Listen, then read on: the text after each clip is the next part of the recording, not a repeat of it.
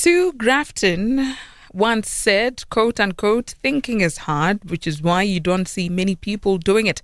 On the other hand, Ebenezer Mamabolo, who's a motivational speaker and who also writes books and is a life coach, says everyone should do the thinking. What should you think about during this lockdown? AB joins me now for our Motivational Monday discussion to help us answer this question, and we would love for you to join us in this conversation. Our WhatsApp text line is 079-295-1212, 079-295-1212, and you can also send us an SMS to 47861. Start each SMS with the short code EFM, and each SMS is charged at R1.50. AB, good evening and welcome. Good evening, and thank you for having me. Have you been doing a lot of thinking since the lockdown started, or are you quite busy with other things? No, I've been doing a lot of thinking since the lockdown has been implemented. And is it not depressing though? A lot of people turn to think that just sitting and thinking is quite depressing. Hence, Ateni, as you would have listened, was saying that a lot of people are using a lot of data to always be on their phones because they just don't want to sit and think. Is it depressing? No, it's not depressing. What would depress you would be what you would be thinking about and what you would be focusing on when you're thinking. But if you've got some time for personal development, you have that personal development, then you think about what can I do to make sure that, let's say for example, you are studying business in that particular time. After you've studied that particular book maybe or whatever podcast, then you take some time to think, am I really implementing these strategies in my business? Now, when you do that type of thinking or even thinking about some of the things that we'll be sharing, these ones are not depressing. But if you've got some issues like mental health issues, please do go and see a professional. Now, I understand that as many are seated at home, there's the elderly people at home, if one is still lucky to have them in their lives, and just about every other family member. Yes. Talk to us about the importance of actually, for starters, learning from the elders in the household during this period to perhaps then help one think positively. You know what, I remember one time I was attending one of my cousin's weddings. And one of my uncles stood up and he gave a history of where we as the Mamabolos come from. And I was shocked to realize that, no, I don't even know where I come from. I don't even know where my uncles or my great-grandparents come from. And it's these times that we have with our elders now at the moment. Sit with them down while you are busy with the issues of the day or whatever chores that you've got. Take some time to ask them, where do we come from, or what are some of the traditions that you guys that you lived your lives by? I was having this conversation with my partner, and we were talking about the fact that now we are even getting to a point where our history and our culture is slowly dying, because now we are adopting Western cultures, we're taking Asian cultures, and we've even forgotten about ourselves. We've even forgotten our own languages. Now, when we take this time to be with our elders and we talk to them, tell us, where do we come from? What's our history? Where are my cousins? Maybe if you're like me and you've got your history could be traced back to the likes of Zimbabwe, ask them, if I go there, whom should I look for if I'm looking for my roots? And what's the wisdom that I could get from? Maybe you could find that they've got even some herbs. They've got some educational background about herbs. Where should you go and look for? And you find that knowledge, you can only get it when you consult with them. So while you are spending this time, ask yourself, what's the knowledge? And ask your elders, what's the knowledge that I'm missing? Or what can I learn from you? Or what principles did you live your life with that have protected you that I should be living my life right now? All right, let's now talk about all the other things that just about everyone should be thinking about during this lockdown. And I wonder, though, as you're about to then talk to us about these things, AB, because, oftentimes a lot of elders like complaining that younger generations are always on their phones, they have headphones plugged in, and they do hardly ever then converse just casually with the elders. Yes. And I wonder then that as one does the thinking and some of the things that you'll talk to us about what they must then think about, what happens once they want to take a break of sorts from having thought of the ways in which they would like to better themselves and so forth as soon as the lockdown and eventually the pandemic is done with? As much as you would be thinking, there are some which are within your control. Those that you are thinking about that are within your control that we will discuss about, go and make sure that you implement. Don't just sit with those ideas or just sit with that wisdom that you got from your elders. Do whatever it is that will help you to take that knowledge and make it practical. Then there will be those ones that won't be within your control. Those ones are just to challenge you and to also initiate the conversation, maybe with your friends or everyone that you come across.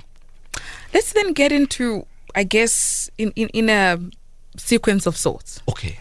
The things that just about everyone should be thinking about during this lockdown. And I'm saying it in a sequence of sorts because I want us to ensure that all the things we're going to be talking about cater for just about every kind of person. Okay, yeah, okay. Let's talk about those. The first one, you need to be thinking about who you are and where you come from. Now, in this element, think about who you are in terms of your mind. And I like what one neurosurgeon has discovered. They've discovered that 99% of who we are, it's based on what we think about. The way we think, the way we feel about what we think, and the choices that we are making about what we are thinking about. That makes you who you are. And that's what scripturally it's called the soul. And the soul is comprised of the mind, the will, and the emotions. Now, when you are thinking about who you are and where you come from, get to think about what are some of the things that you have believed that make you who you are, which are not true. Are there some identities or are there some characteristics that you might have gotten maybe from your culture, from your friends, or from wherever that you've gotten? Are those things true, or are they even actually destroying your life and the potential that you've got? And I like what one research said. I like the fact that they chose 21 days because it's been scientifically proven that it takes 21 days to build a healthy replacement from a toxic thought. Now, with these 21 days, we have changed our habits. Now, with these habits that you've developed, think about what makes me who I am. Now, as I've thought about who I am and where I come from, what are some of the things that I could be doing to make sure that my life after this lockdown would be better? Another thing that we should be thinking about is the fact that where is Africa going when we continually keep on adopting things that we don't even know about? Now, if Africa is to be great as it should be, and if we are to be great as a species as we were created to be, we need to start thinking independently. We need to start thinking about the direction of the future that we want and start working towards that particular future. Another thing, we should be thinking about uniting. These days everyone is maybe pulling their own strings and they've forgotten about helping their neighbors. They've even forgotten about even saying thank you. We need to unite. And this common enemy that we are fighting, united, fighting this common enemy.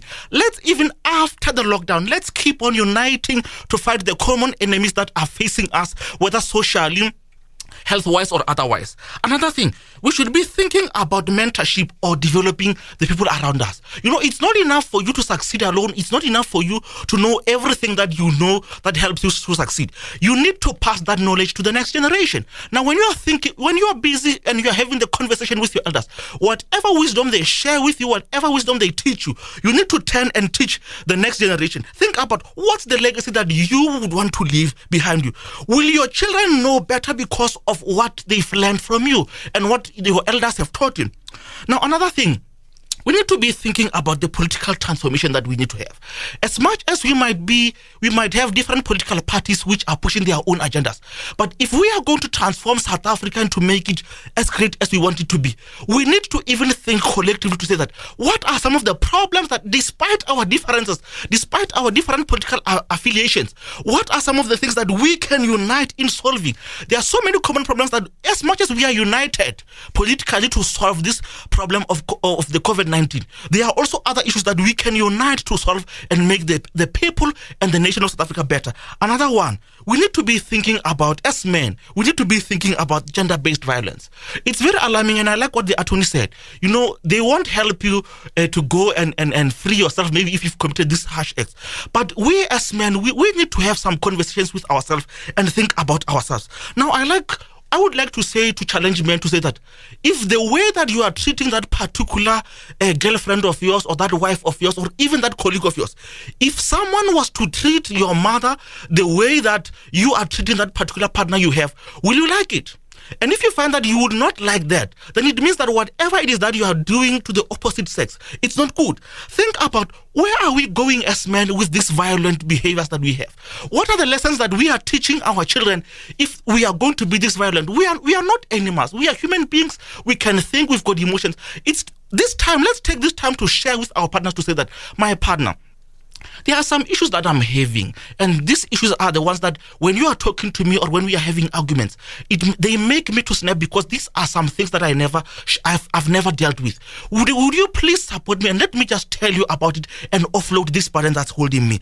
You need to also think that, why are you punishing these beautiful creatures that God has given us to help us to be better people now? Don't just raise your hand against your wife or your girlfriend. Think about what would happen if just imagine if all of a sudden, maybe after this violence that we are doing, we find that no, there are no longer female species around the earth. You'll find that as men, will be miserable, life will be so hard, and we'll definitely realize the value of women.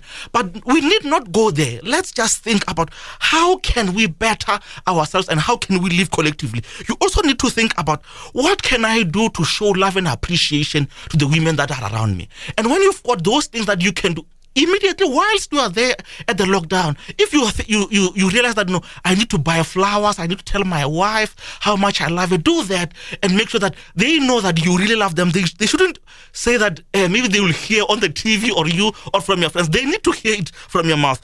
And the last thing, you need to think about, is these things that I've learned from society or I've learned from my friends or I've learned from everywhere, is this helping me in the relationship that I have with this woman or with this wife of mine?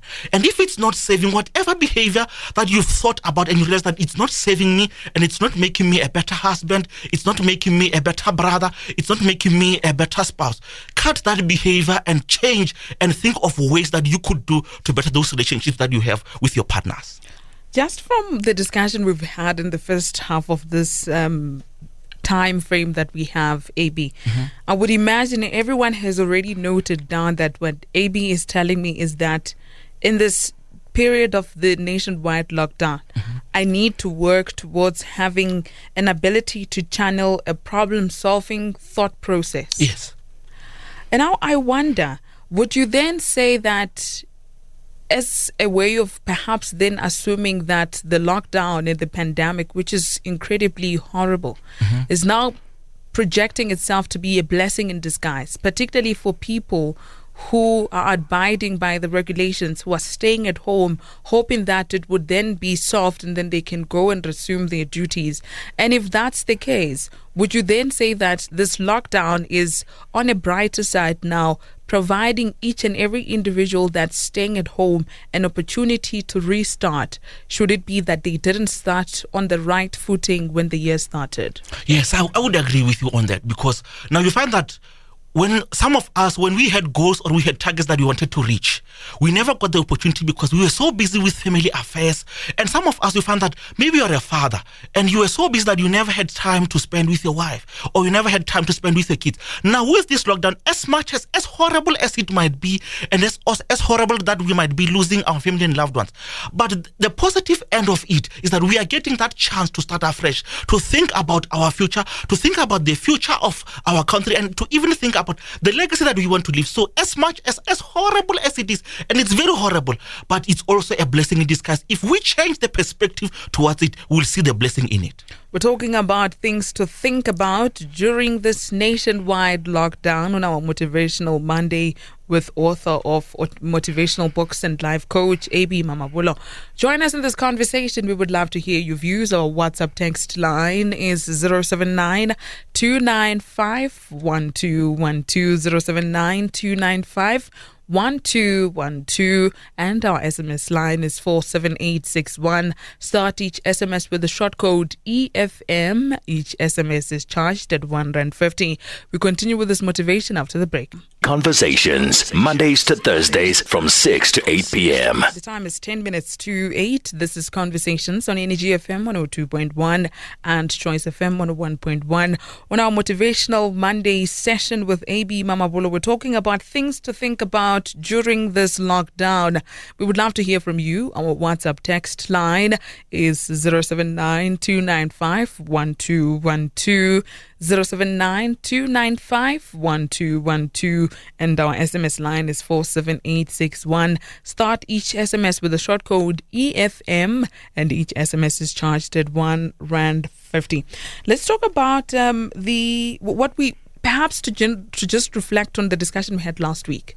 We spoke last week about people who are already thinking about the possibilities of them the fact that they could easily lose enough teaching and learning time because now they're not going to universities or schools or colleges or whatever it may be. And there's those who are thinking their employment prospects might be a lot thinner now because people are now telling you that some companies are likely to close because of the wrath that came with this pandemic. And then you have the others who are saying, am I even going to be able to sustain the employment that I currently have, even though I'm still at home and I'm not necessarily working? So there's those kinds of thinkings that are also taking place in a lot of people's lives at this particular moment. And that can then result into toxic thinking processes. Yes. Talk to us about that. When you are having toxic thoughts, I would like to challenge you to ask yourself. Let's say, for example, you are having maybe this thought that, let's say, for example, I don't think that I will have a life after this because I would lose my job. Ask yourself, is this really true? Am I going to define myself according to the job that I have, or am I more than the employment that I have? When you are having those toxic thoughts, ask yourself, is this a true representation of the reality that I am or my life as a whole? Now, when you are thinking about that, you realize that, no, yes, I might be losing my job, but this is not the end of my life. Is there something that I can live for beyond whatever opportunity that I had previously had? Now, when you are thinking about this, think about who I am, where am I going? And is these thoughts that I am having, are they serving me and the future? If for whatever reason my children or my spouse were to be looking at my life, say for example, if maybe you are thinking of maybe doing something bad, will they be proud of you when you take that toxic thought and you put it to practice? When you realize that no, that's not saving you, it's not saving your future, it won't even serve your family, it will even cause more harm to you than the people that you are trying to protect or that you care about, then think about ways you can let go. In meditation, we are taught that when you are having a thought that's distracting you, you need to just see that thought for what it is. It's just a thought and let it go. Whatever problems that you've got, see them as those problems. Know that problems will come and go. They are part of life, but they will go. Just let them go. Whatever pain it is that you are feeling, think about it. Have that moment when you are feeling that pain, and after you are done with that, let it go, because there is more to life beyond the pain that you might be feeling. There is more to life beyond you maybe losing that job for now. You might find that you losing the job will help you to start your own business. You find that for you to lose the job, it will even be a blessing in disguise, as we've spoken, that now you've even built good relationships with your family or maybe with your partner, and you might find that work that you had was not even worth you losing that particular relationship with your loved one. And I would imagine then you will then say, hence, when we started in the first half, you emphasized the importance of thinking about the ways in which one can channel their thoughts to start going around the direction of coming about with solutions, as opposed to just always complaining. Yes. What should one do when they are saying, look, AB, I hear you, I try so hard to think positively, but where I am at the moment, things are really tough. Mm-hmm. I don't have a job. I'm just faced with a lot of difficulty. There's quite a lot of uncertainty as well. Mm-hmm. How do I still channel positivity despite my current situation? The first thing, be grateful for the life that you've got. While maybe you might be having those thoughts, or you might be feeling the pain, remember there's someone else who might not make it out of this crisis. Just that first element, to be grateful for the life that you have, that's enough to help you and to even inspire you. While you are grateful, also be grateful of the fact that the loved ones that you've got, you still have got an opportunity to make memories with them. One of the most painful things that we are experiencing, or we would experience, is that we would not get enough time to make enough memories with our loved ones. And when we are gone, they have nothing to remember us with. They've got nothing to cherish us with. But with this time, even be grateful for the opportunity of having those memories with your friends and your loved ones. And I'm reminded of a story that I heard one of my mentors sharing. He said that there was this very wealthy man back in the days. And this man had all the wealth that he could imagine in the world. And one day, one interviewer was asking him, "You are so successful, Mr. So-and-so. I just want to achieve the success that you are achieving. How did you become this successful?" And with tears in his eyes, that old man said, "My son, I am not successful. And as puzzled as that young man was, he said, why do you say so? Because we see this wealth that you have, we see these contributions that you are making to the community. And the old man said, a few weeks ago, my daughter just died. And on her deathbed, she looked at me in the eyes and she said, Daddy, you've been very wealthy and you've built memories with other people. But as for me, I don't know you and I don't have any memory with you. And as I lie here on my deathbed, as I'm leaving this earth, I don't have anything to remember you, because when I was going for school, you were never there for me. When I had my first challenges, when I needed a father, you were not there. And now I'm dying empty. So while you might have the challenge that you might have, take some time to be grateful for the life you have. When you are grateful, it also changes even your attitude. It's been scientifically proven that it also even changes the mood that you have and the thoughts that you will be thinking about. All right. Now, because a lot of people are thinking about a lot of things, some people are also thinking about essential workers. What should they be thinking about them and around the work that they do? First of all, I would like to say to all of our essential services workers, thank you very much for the great work that you are doing for the nation. And to everyone who's at home, I would like us to think about how can we make their lives easier and better? As much as we might have our own things that we need, but there are some things that we can show gratitude. As much as we might showing gratitude by staying home, there are also some things that we can do for them. Some of them are our neighbors, and we know that maybe if you're like me, you stay in a place where you've got times where there's no water. Ask them, can I maybe pour some water for you so that when you get to work, you would have some water when you come back home? What are some of the ways that you can contribute positively to their lives to make sure that the services that they are providing for us, it's not only to their detriment or losing the time that they should be having with their families? And the last thing, think about what better ways can you help them? Not only just helping them by staying at home, but how can you help them? Some of them, you know that they've got some challenges, or maybe you are providing a services, maybe as a business owner. Find ways that you could help them. I like what some of the business owners are doing when they are giving, especially for the ones who own restaurants. Some of them, you see them taking food from their homes or from their shops that they've cooked at home, and they are taking it to the hospitals, they are taking it everywhere. In that way, we are saving and helping them to say that as much as you might be sacrificing your life, as much as you might be losing everything in the process and not enjoying the freedoms that we have, this is the way we are saying thank you to you. So to all the essential services worker from the entire South Africa and the entire Limpopo, thank you to you all and the services that you are providing us. Abby, what lessons do you want everyone to take from the discussion we're just wrapping up now on things to think about during this lockdown? The first thing, there are some things that we took for granted. The first lesson that we need to learn is that after this lockdown, cherish the people that you wanted, you took for granted.